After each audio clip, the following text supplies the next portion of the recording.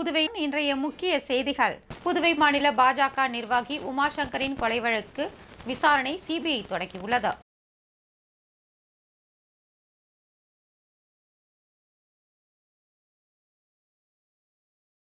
புதுவை கண்காணிப்பாளர் மற்றும் ஆய்வாளருக்கு எதிரான வழக்கு உயர்நீதிமன்றத்தில் டிஸ்மிஸ்.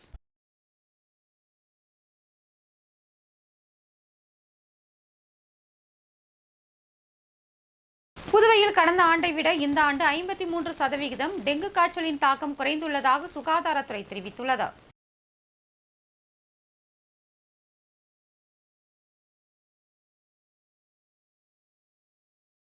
விண்ணேற்பு அன்னையின் ஆண்டு பெருவிழா கொடியேற்றத்துடன் இன்று தொடங்கியது.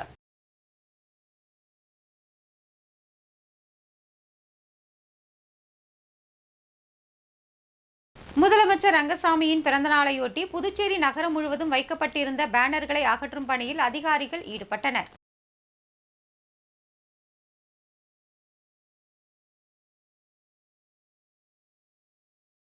பேச்சுவார்த்தையில் உடன்பாடு ஏற்படாததால் 10வது நாளாக பிஆர்டிசி ஊழியர்களின் போராட்டம் இன்றும் தொடர்ந்தது.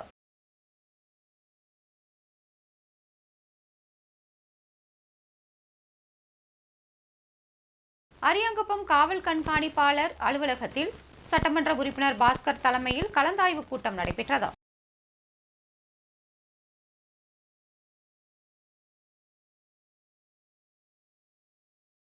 புதுச்சேரி கல்வித்துறை சார்பில் 4ஆம் வட்ட அளவிலான விளையாட்டுப் போட்டிகள் நடைபெற்றன.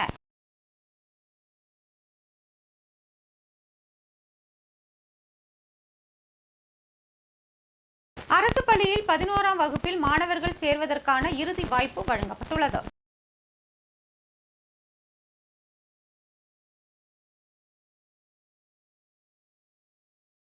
ஏரிப்பாக்கம்பேட் பகுதியில் புதிய ஆழ்துளை கிணறு அமைக்கும் பணியினை துணை சபாநாயகர் ராஜவேலு தொடங்கி வைத்தார்.